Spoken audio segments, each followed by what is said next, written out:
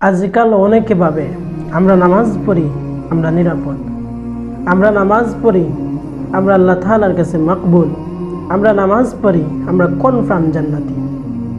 কিন্তু আল্লাহর কোরআন বলে ফাওয়াইলুল লিল মুসাল্লিন, মুসাল্লিদের জন্য ধ্বংস অনিবার্য, নামাজিদের জন্য ধ্বংস অনিবার্য।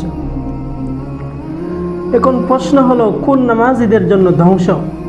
প্রথমত আল্লাহ বলেন আল্লাযীনা হুম আন সলাতিহিম সাহুন, ওই সমস্ত নামাজি যারা তাদের নামাজের ব্যাপারে গাফিল, ওই সমস্ত নামাজি যারা তাদের নামাজের ব্যাপারে পরোয়া করে না, ওই সমস্ত নামাজি যারা খুশু খুজুর সাথে নামাজ আদায় করে না, ওই সমস্ত নামাজি যারা একাগ্রতার সাথে মহান রবের সামনে দাঁড়ায় না, যারা নিজের নামাজকে নামাজের মতো আদায় করে না, মহান রবের সামনে একাগ্রতার সাথে খুশু হুজুর সাথে দাঁড়ায় না, এমন নামাজিদের জন্য ধ্বংস অনিবার্য।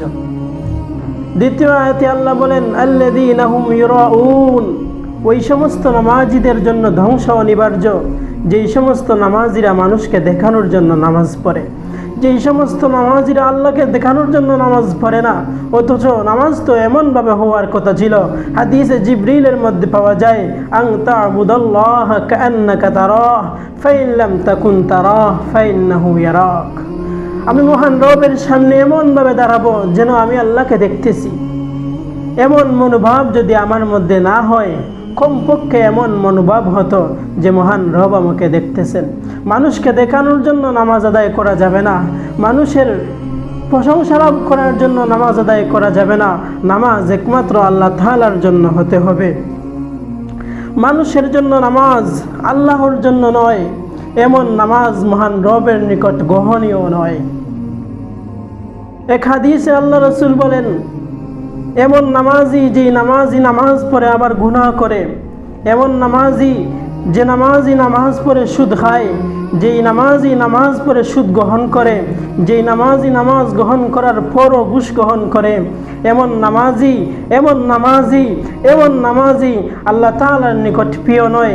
এমন নামাজি মহান রবের নিকট প্রিয় নয়, এমন নামাজি মহান রবের নিকট গ্রহণযোগ্য নয়, এমন নামাজি মহান রবের নিকট প্রিয় হওয়ার বস্তু নয়। এমন নামাজিদের জন্য রয়েছে ধ্বংস অনিবার্য। নামাজি যেই নামাজি সম্পর্কে আল্লাহ রাসূল বলেন ওই ব্যক্তির নামাজ, যেই ব্যক্তির নামাজ তাকে অশ্লীলতা গুনাহের কাছ থেকে মন্দ কাজ থেকে বিরত রাখে না, ওই ব্যক্তির নামাজ তাকে আল্লাহ তাআলা থেকে অনেক দূরে নিয়ে যায়। তো দুস্থ বুজুর্গ, নামাজ হতে হবে মহান রবের জন্য, নামাজ হতে হবে গুরুত্ব সহকারে একাগ্রতার সাথে, নামাজ হতে হবে আমাকে গুনাহ থেকে যে নামাজ আমাকে বাঁচায় এমন নামাজ হতে হবে।